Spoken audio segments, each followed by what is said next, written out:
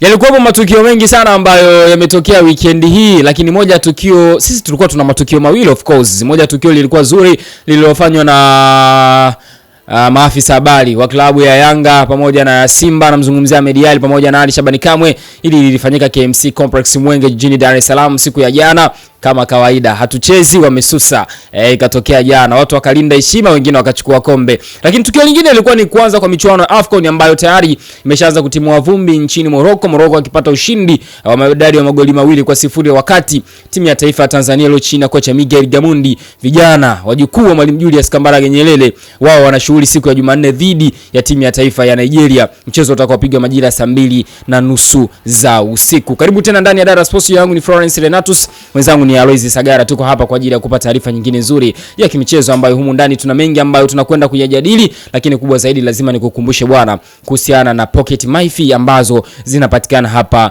Dada Sports. Pocket MyFi hizi bwana zinauzwa kwa takriban shilingi 50,000, lakini ndani yake kuna kuwa hamna bando. Kwa maana ukihitaji ikiwa pamoja na bando ambao ni unlimited mwezi mzima, utainunua kwa takriban shilingi 1,100,000 na 20,000, kwa sababu bando ni 70,000, lakini Pocket MyFi yenyewe ni 50,000. Lakini kama unahitaji tu Pocket MyFi yenyewe, tunaweza tukakuuzia, then masuala mengine ya bando ukaenda ukashughulikia mwenyewe. Inaanzia takriban shilingi 50,000 tu, na umoja ya kitu kizuri kutoka kwa Pocket MyFi hii inabebeka bwana popote pale ambapo utakuwa unaenda, utakuwa umeitia mfukoni. Kwa dada zetu watakuwa wameweka kwenye kipoke kinaita vipochi vile, una scroll zako mtandaoni, hakuna kuzima data mwanzo mpaka mwisho. Tunazo hapa Dada Sports, wasiliana nasi au tuandikie tu ujumbe kwenye comment hapo, sisi tutakutafuta baadaye tuje tufanye biashara. Wakati huu bwana, naomba nikwambie karibu ndani ya Dada Sports. Aloysi Sagara, yes. Jana niangalia ile mechi ya AFCON. Elikabi alifunga moja ya goli ambalo pengine tusubiri kwa sababu kuna mechi zingine. Zinachezwa mechi 54, si ndio? Bado mechi 53 mpaka finali tuseme. Tusubiri naweza tukapata goli lingine bora kama lile ambalo lilifungwa siku ya jana. Unajua uzuri wa lile goli. Elikabi alikuwa kwenye move. Unajua yeye ndo aliweka pasi. Yes. Alafu akarudi ndani ya boxi. Bado alikuwa kwenye move. Kwa hiyo hata wale defenders wa klabu ya defenders wa Comoros walikuwa wanajua huyu bado anatafuta sehemu ya kujiposition vizuri ili apokee mpira. Katika move ile inawekwa mpira ambao ni aerial. Unamkuta anaweka tic tac chuma ile wanasema ni acrobatic. Ile na acrobatic. Yes, acrobatic. Unajichetua, unapiga, yani unaruka juu alafu unapishanisha miguu. Aidha utatumia mguu wa kushoto au mguu wa kulia, lakini unavyoruka juu ile mguu mmoja lazima uchetue ule mpira kuingia kambani. Ndicho alichokifanya na goli zuri sana kama ulivyosema. Tusubiri michezo mingine tuone, japo mpaka sasa huwezi kuliacha kuliweka miongoni mwa magoli bora ambao tumekwisha yashuhudia. Tayari lishakuwa goli bora kwenye mchezo wa kwanza tu. Tusubiri magoli mengine bora zaidi. Bwana, karibu ndani ya Dada Sports. Tuanze na ambacho tulikiona jana katika uwanja wa KMC Mwenge jijini Dar es Salaam. Kuna baadhi ya wadau wa soka pengine hawakutazama au kupata muda wa kushuhudia, lakini ilikuwa ni moja tukio ambalo lilikuwa la kufurahisha. Target ya tukio lile ilikuwa ni kuwavuta mashabiki wa Young Africans pamoja na Simba Sports Club, kuwakutanisha, kuwakumbusha kuhusiana na utani wa jadi. Tutakubaliana ya kwamba hapa nyuma kidogo kulikuwa na some incidents ambazo zilitokea zikaanza kufanya kama mpira wetu kuwa uadui. Kama unanielewa vizuri, kulikuwa na baadhi ya matukio ambayo yaliwahi kutokea kwenye uwanja wa New Amani Complex visiwani Zanzibar. Baadhi ya mashabiki wa Young Africans walienda kuangalia mechi za Simba, na kumbuka ilikuwa finali ile. Wakawa wamefukuzwa, wafikia wengine hadi wakapigana. Lakini pia hata baadhi ya mashabiki wa Simba nao pia walishakutana na vipigo hapa nyuma. Kipindi Young Africans achana dhidi ya MC Alger, kama unakumbuka vizuri, kuna baadhi ya mashabiki walipigwa. Vitu ambavyo vilitokea vikaanza kama vile kuturudisha nyuma. Na tukaanza kusahau neno utani wa jadi. Dabi ya Kariakoo mwezi wa 3 pale, sasa tunacheza. Kuna namna ambavyo ile jambo lilitengeneza uadui ambao ulikuwa unaanza kusogelea utani ambao ulikuwa umetengenezwa kwa muda mrefu. Vijana wawili kutoka taasisi mbili tofauti ambao walitarget katika kuwakumbusha mashabiki wa Yanga pamoja na Simba kwamba sisi ni watani wa jadi na hii ndio asili yetu. Hatupaswi kutoka hapa. Wakaandaa tukio ambalo lilikuwa zuri, lakini tukio likuisha vile ambavyo watu tulitarajia. Yani kwanza ni pongezi kwa kilichofanyika kwa walichokifanya vijana kutoka vilabu viwili vya Kariakoo kwa maana ya Ahmed Ally kutoka Simba pamoja na Ali Shabani Kamwe kutoka Yanga. Ni tukio ambalo ndani ya muda mfupi wamefanikiwa kufanya promotion na kuwavuta mashabiki wa pande zote mbili na kuujaza uwanja ule. Kwa bahati nzuri zaidi niliweza kuutazama mchezo ule nikiwa kiwanjani, na ukiachana na burudani ya soka pekee, kwa kuna burudani za wasanii mbalimbali walipata nafasi ya kutumbuiza mbele ya mashabiki wa Simba na Yanga. Ukitazama kazi anaoifanya Ali Kamwe, kazi anaoifanya Ahmed Ally, ni kazi ambayo tunasema ni kazi ambayo imetukuka sana. Ukitazamia bado vijana na wanaendana pia na kasi ya Gen Z wenyewe ambao kwa hivi sasa wana mapenzi makubwa sana na vilabu vyao. Generation ya saizi imepata bahati moja ya kwamba kama hata mtoto ambaye saizi let's say ana miaka 5 ana miaka 10 anaushuhudia mpira kwenye luninga au hata kiwanjani kwa macho yake tangu akiwa mdogo. Kwa hiyo anaanza kujenga bondi kati yake na timu akiwa bado mdogo. Kama nani tunasema hapa Komzuzu atamshuhudia live, atamuona kwenye TV. Kama ni Jenshazi au atamshuhudia kwenye TV au ataenda kumuona live kiwanjani. Kwa hiyo kuna ile strong bond ambayo inajijenga kati ya shabiki na klabu yake au kati ya shabiki na mchezaji. Tofauti na zamani, wengi bahati hiyo hawakuipata, walikuwa wanasikiliza kwenye redio na hata viwanjani ni wachache ambao walikuwa wanafika. Japo sio kwamba walikuwa ni wachache, wao mapenzi ya dhati walikuwa wanafika viwanjani, ila sio kwa wingi ambao tuko nao hivi sasa. Unazungumzia Tanzania yenye watu takriban zaidi ya milioni 60. Kwa hiyo ni lazima Simba na Yanga wamejivunia mashabiki wengi wa kutosha kwa nyakati hizi. Safi sana. Alonzi, tukio alikuisha. Tukio alikuisha. Dabi ni dabi. Kwanza first half kuna kitu kilitokea pale, watu wakatasabu zilikuwa chezo 35. Watu wakataka kutoa timu uwanjani wananchi. Kosa, kuna mamluki walimuona ndani ya kikosi cha Simba. Wakasema huyu sio shabiki wa klabu ya Simba. Huyu bwana, huyu ni mchezaji haswa, huyu anacheza mpira wanangu. Tutadanganyana. Wakataka kutoa timu, alikama wakashauriana nao pale, wakawa wamerudisha timu uwanjani. Second half ilionekana kushindikana kabisa, hadi mashabiki wa Yanga wakaanza kurusha makopo ya maji uwanjani. Mwamuzi alikuwa ni Tatu Marogo. Ni kama vile hawakuwa satisfied na baadhi ya vitu ambavyo alikuwa anavifanya Tatu Marogo. Sasa kuna kitu pale nikakipata. Licha ya kwamba Yanga alipoteza kwa idadi ya magoli 2-0. Lakini ukisikia mchezo unaitwa dabi, hata wacheze watoto, niamini mimi, ushindani unakuwa mkubwa sana. Nadhani hizi tunasema ni vitu ambavyo vinakuwa inherited. Yani vitu ambavyo tunarithishana. Kwamba hii ni dabi. Yani ile neno hii ni dabi linakuwa linakaa katika akili yenu kwamba hii ni dabi.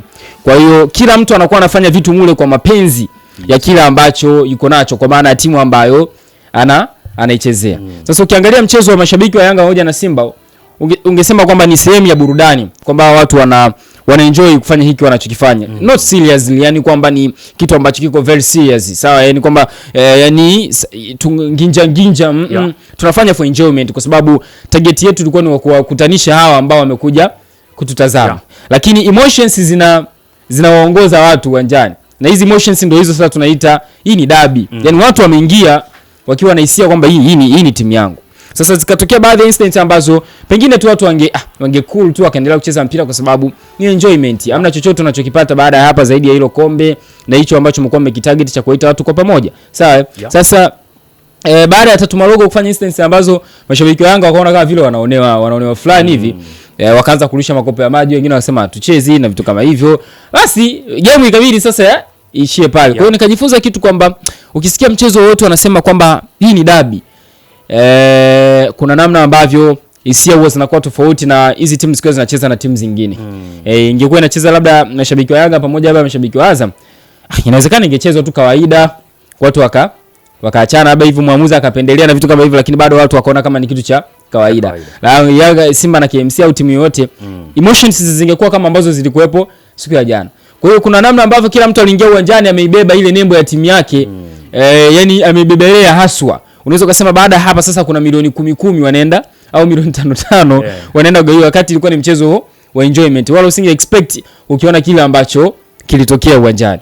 Umezungumza vizuri sana Florence, lakini mimi ninaona kuna mahali pia, jana ilikuwa ni mechi ya mashabiki kwa maana ya Simba fans pamoja na Yanga fans. Ninaona pia mashabiki wao pia wameshindwa kuwaheshimu mashabiki wenzao. Kwa sababu gani? Ukitazamia ule mchezo wa hatucheze, hapa nazungumzia mchezo wa mwezi wa 3 ule ambao ulipigwa kalenda mpaka ukaja kupigwa mwezi wa 6. Baadhi ya mashabiki walikuwa wanalalamika ya kwamba vilabu vyao vimeshindwa kuwaheshimu na vimeshindwa kuwatendea haki. Kuna mashabiki walisafiri kutoka mkoani kuja Dar es Salaam, wengine siku 3 kabla ya ile siku ambayo imepangwa kucheza mchezo. Mwisho wa siku mchezo ukashindwa kufanyika. Sasa jana kuna mashabiki ambao walihamasika na kujitokeza kiwanjani, wakaacha shughuli zao za muhimu. Kuna mtu katoka mbali huko Mbande kaifuata mechi ya Simba fans na Yanga fans Mwenge KMC. Mwisho wa siku ameshuhudia dakika chache za kipindi cha pili pasipo mchezo wenyewe kutamatika.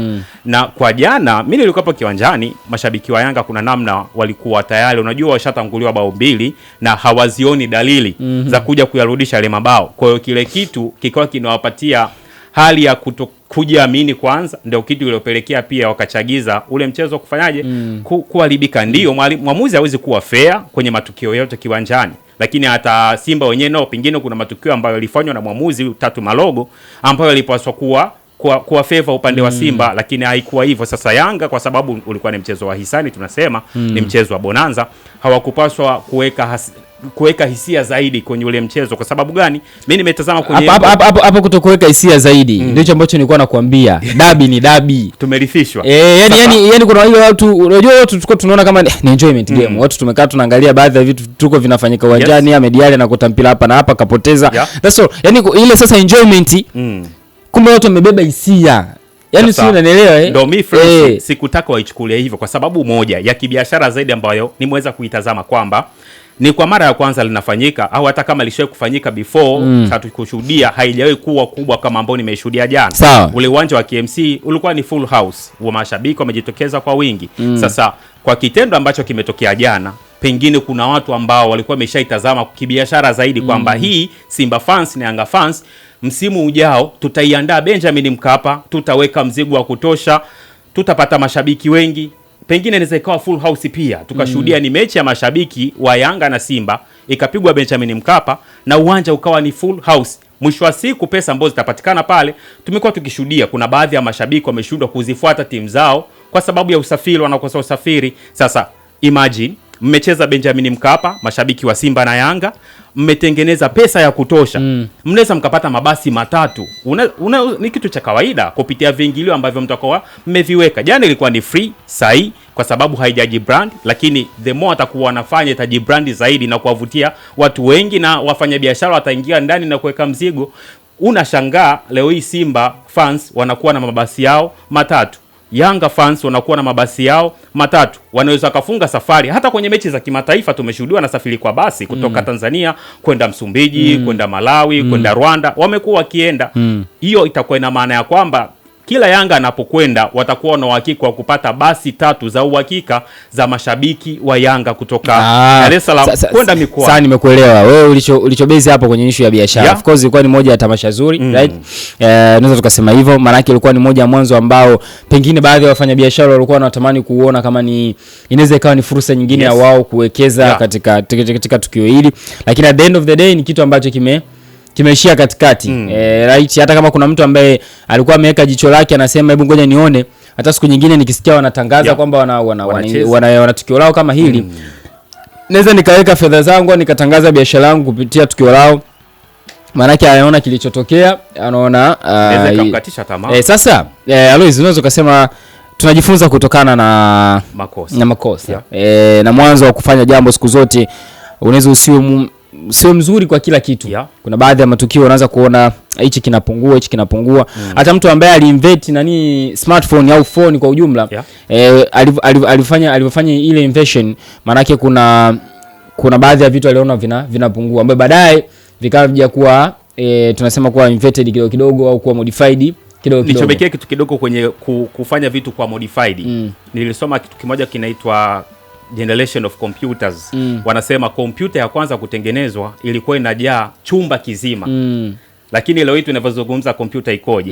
Unaipakata mkononi kwako, unaweka kwenye kimkoba kidogo, unaenda nayo ofisini, unaenda nayo kiwanjani. Sasa ndio hicho tunachozungumza kwamba baada ya tukio hili manake wamekaa wakafanya analysis na kuona hapa wamefanikiwa, hapa kiukweli pameshindikana. Labda changamoto kubwa ambayo wameiona ni masuala ya waamuzi na vitu kama hivyo, labda na watu kuweka mamluki. Of course alikama unajua aliwaonya hata kabla ya mechi. Siku moja kabla ya mechi aliwaambia kuna mtu anamuona amefanya naye mazoezi, yule ni mamluki, wanamjua. Labda changamoto kama, lakini pia labda issue pia ya mwamuzi aliyekuwa selected kwenye mchezo huu, kwa sababu walitumia waamuzi wakubwa. Namzungumzia hata Tumalogo, nimemwona mkono pale, wote wale wana beji za FIFA, sio waamuzi wadogo, ni waamuzi wakubwa sana. Sasa ni kitu ambacho pia unaona kama madhaifu.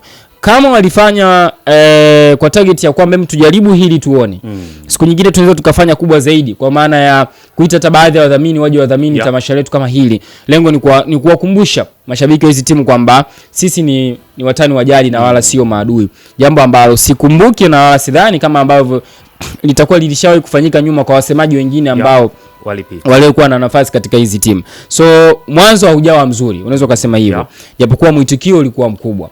Na mwitikio umekuwa mkubwa sana kutokana na kulifanya tamasha hili kuwa bure. Sijui ni kwa nini, lakini mimi sio muumini sana wa vitu vya bure. I don't know. Lakini mimi sio muumini sana wa vitu vya bure. Kuna namna ambavyo huwa vina mateso yake kwa namna moja au nyingine. Huko tutakuja tuzungumzie.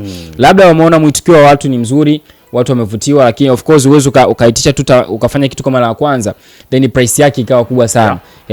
Lazima mfano kama vitu vya kibiashara, price tu inaweza ikawa ndogo au isiwepo kabisa.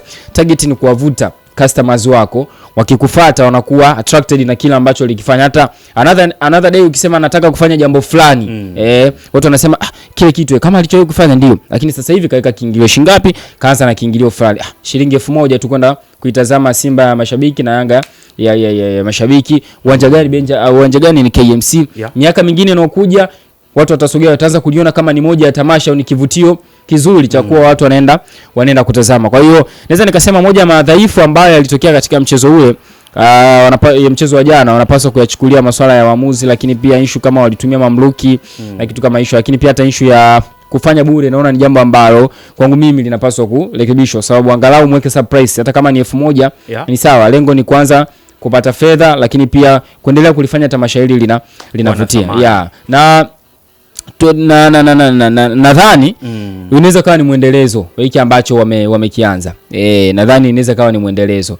Though ni kitu kimoja kizuri sana, na hapa ndo tunauona umuhimu wa kuwapa watu sekta fulani wakiwa na experience, lakini pia na elimu ya kutosha. Sasa hivi experience haitoshi pia.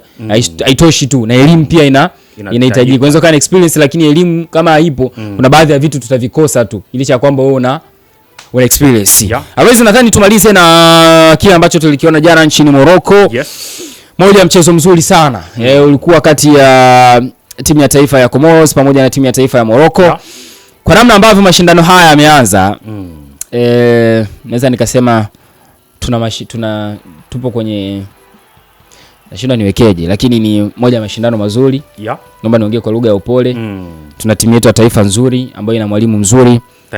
Taifa Stars nazungumzia wajukuu. Pale hamna vitukuu, wale ni wajukuu wa Nyerere pale. Si ndio? Wapo vitukuu wanaweza kawepo. Pale kuna vitukuu vya Nyerere. Wanaweza kawepo. Of course inaweza kawepo. Babage. Yeah, of course. Sasa kwa namna ambavyo mashindano yameanza, Aloizi, ukitazama unajua ilivyochezwa mbungi ya Comoros na Morocco. Wengi walijua Comoros anaenda kupiga hata chuma 4, 5, 6, lakini ilikuwa ni moja ya game ambayo ni nzuri, licha ya Comoros kutokufika sana, sababu mpaka game inaenda kuisha Comoros walikuwa wamepiga mashuti 3 tu kwenda langoni kwa Morocco. Alikuwepo Bonu pale, sin Bonu ngumu sana kumunlock.